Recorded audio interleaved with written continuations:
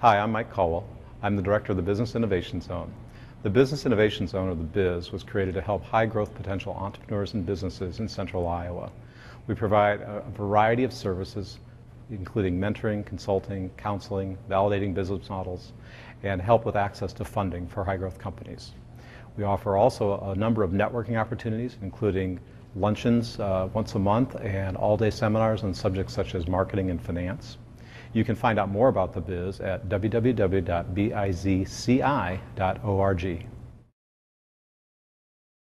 As you can imagine, there are a lot of trends that are shifting and shaping the way we market today. So one of my goals was to make these very relevant to us here in Des Moines. So I didn't pick out the really crazy far out things that only 3 people in the world are doing. I really tried to nail the things that all of us, regardless of whether or not we are in a B2B function or we have consumer products or services, we're going to have to deal and wrestle with these things this year and next year and probably for the next couple of years. So that was my focus. Was these are things we need to know about and be thinking about now. And if we haven't been, hopefully you will after today.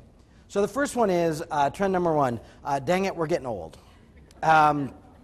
And I have to tell you, when I started thinking about this trend and started doing a little bit of research, it feels a little bit off, because everything seems younger today to me. Everything feels faster, and perhaps that's a reflection on the fact that I'm getting older. But nonetheless, we as a population are getting old. And we're getting old in a way that we've not gotten old before. This generation of 50 and 60 and 70-year-olds is very different than the generation before them. And they are, as they always have been, as the baby boomers, they are causing a great ripple in the marketplace. But now they're causing an even greater ripple, because we want to go younger, all of this new social media stuff, all this technology, and the older people are saying, yeah, what about us? So look at some of these facts. By 2020, people over 65 worldwide will outnumber children for the first time. By 2020, 22% of the Western civilization will be 65 plus. That number that caught me by surprise. And of course, one of the factors for those of us who have employees, and the ratio of workers to retirees will continue to fall. So today, it's 3 workers to 1 retiree. In less than 20 years, it's going to be 2 to 1. So for those of us who are looking for great employees, those numbers are going to be pretty significant to us. I also think this is the first generation of people in their 50s and 60s and 70s who have taken the attitude of, I'm never going to retire. I might do something different, I might do less, but the idea of fishing every day is not as appealing to me as it was to my mom or dad. So I think the other advantage we have here is we'll be able to hang on to employees longer if we want to. So what does it mean to us? Whoa, that's dark, isn't it? This is a virtual reality picture. One of the things we need to be thinking about as marketers is we have a tendency to shift to the youth market. We have a tendency to think younger. And I think part of that is because technology is so prevalent, and we immediately associate that technology with younger people. Does that help? Okay. So we need to be shifting away from youth products, and now what we're going to see is we're going to find simplified, smarter products for the older market. So I grabbed some that I just wanted to show you. These are canes, but they're not just canes. First of all, they're decorator canes. Secondly, they have a button here. They're a smart cane. They have GPS in them. So as the person using the cane is walking, they're actually looking at a little screen, and it's saying turn left in 20 feet. So companies are starting to think about how to take technology, because remember, today's senior citizen grew up with technology. They are used to using all of these tools, but their bodies and in some cases their memories or their minds are slowing down. So now we've got to have new products, or we have to have new ways of communicating. So I don't know how many of you have seen these kind of phones. I just took both of my parents cell phone shopping recently, And the very first thing they wanted bigger buttons. And they're in their 70s. So what we're seeing is technology in particular adapting to the physical limitations of older folks. So what that means to us, here's another one. Ford and several other companies, car companies, are putting in sensors so that if the car thinks you're falling asleep, the brakes automatically apply and you have to pull over. And that's specifically aimed at the seniors. That as they nod off, they won't be driving off the road. This one I thought was brilliant. This is a new stovetop that if it's left on too long, it automatically shuts off. So for those people whose memory is a little shaky, and I don't know about you, but that's dipping into my age range a little bit. So one of the things that I think we need to be thinking about as we look at our products and services are how accessible are they to the senior citizens, because that group is going to be a huge group. And for most of us, if we eliminate them from our customer pool, we're eliminating a lot of folks. Look at the shift in terms of employment opportunities and also for you who are entrepreneurs for starting companies. Home health care, elderly and disabled services, and community care facilities. So those businesses that cater to that senior citizen population are exploding even during the recession. And here's another one, senior concierge services. So there's a company here in town called Legs on Lease. I don't know how many of you are familiar with them. But much of her business is many of her clients are people in their 30s and 40s who don't live in the Des Moines area, but their parents do. And what they do is they hire her to drive mom or dad to the doctor or to pick up meds, or one of her clients I know needed help putting up their Christmas decorations. So she becomes what in 2 generations ago when we all lived in the same town with our extended family, she in essence becomes the daughter or son of that older person. So some interesting things to think about. So the question is really, can we turn silver into gold? Can we look at that older group and how do we reach them? Well, whether it makes you happy or not, the largest growing population on Facebook is 65 plus. So one of the ways, ironically, to reach someone older is on Facebook. And they are responding to Facebook ads. They are responding to Facebook groups.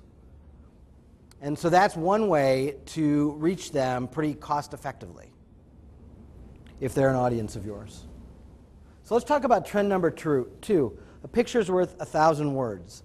One of the things that is really shifting in our society, and I think it's part of information overload, which we were talking about, is that we as people, we want to get it quick. And USA Today, I think, can own a lot of this. Where we used to read a big long article, now it's like, give me a pie chart and 100 words and I'm good.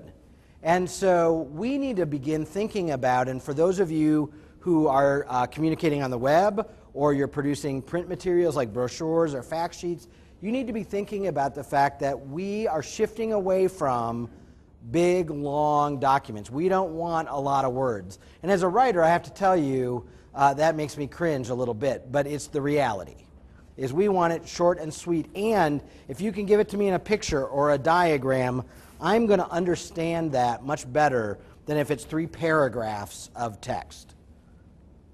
So our attention spans are shorter. We are bombarded by information. We are absolutely bombarded. I don't know about how many of you feel like you cannot possibly consume all the information that's coming at you. Yeah, I think most of us are suffering from that. So being able to glance at a picture sounds like a pretty good solution. Here's another thing.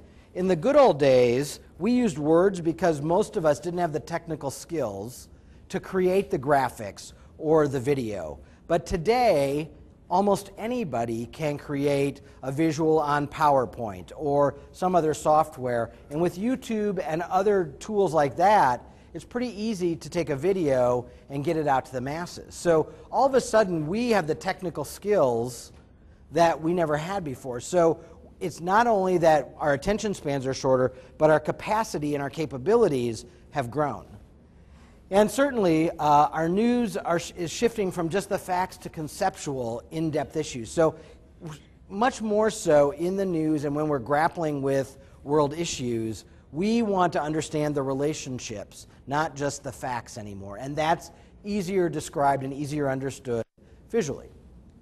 So our audience is willing to read less, but will participate when graphically invited. So doing surveys, whether it's on Facebook, putting together, this is actually a textbook for high schools, the new textbook for high schools, but it is actually a coloring workbook because they did tests and they tested kids who use a traditional textbook versus kids who use this coloring workbook, and those kids outscored the traditional textbook far and away. We need to begin to think about how we communicate what our business does. So whether or not you sell a product, that's easy to show a picture of your product. But let's say you're an accounting firm or a law firm or a marketing agency or someone who sells a service. How do you begin to think about making someone understand the process you're going to take them through, the end result they're going to get? And how do you do that visually? For a lot of us, what that means is we're going to need to staff or outsource differently. How many of you today have somebody on staff that could create a graphic like that, or even like that? Okay, so about a third of you. So the rest of us who don't have that, I obviously have it back at the agency, but the rest of us are going to have to find sources to do that. The good news is there's lots of graphic capabilities out on the web that we didn't have access to before. So it doesn't necessarily mean you have to hire an illustrator anymore. And it also doesn't mean, look at the complexity of this versus how simple this drawing is. They both communicate what they're trying to communicate. So it's also about simple, keeping things simple. This was a test that the Wall Street Journal did, and it was a series of articles, but it was all done graphically. So you actually, rather than just reading about how dangerous texting and driving is, you actually took a little test online like you were texting, and it showed you how bad a driver you would be. So not only is it graphic, but now it's interactive. And I don't know how many of you have kids, but they're all about the interactive. And so especially if we're communicating to somebody 20 and younger, the more we can involve them with our graphics, the better. Here, this is really interesting. Home Depot has a whole series of videos, and if you want to know how to do anything from change a socket to, in this case, I think it was changing out a planting, you can go to the YouTube channel for Home Depot, and they will literally show you. You know how you used to go to the hardware store and they'd have a sheet of paper that would give you instructions? Now you can go to YouTube videos and they will show you step by step how to do what you don't know how to do. So again, taking the visual and now shifting it to multimedia. It used to be that you needed an entire video crew and you needed 3 or 4 guys for lights and all of that, and now a company like John's, one guy, a couple lights and a camera can make great videos like what Home Depot's using. So the technology is shifting and making it more accessible for all of us. So the question is, how do you make money doing that? How does that pay off for you? Well, first one is, this is Fiskars. So again, product, pretty simple, although they have a lot of scrapbook products, which I don't exactly understand, but nonetheless. Now what they have is they have a whole YouTube channel, and they are showing you how to use their products. So no instructions on the packet, you just go to YouTube and watch.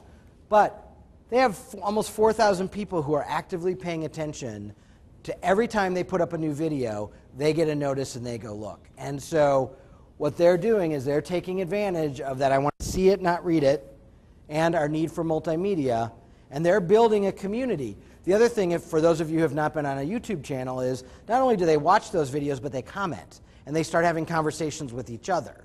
And now all of a sudden, you have this amazing community built up where they're all getting together, and what Fiskars did was they took this online presence and they moved it offline. They started having, they call them scrapbook parties.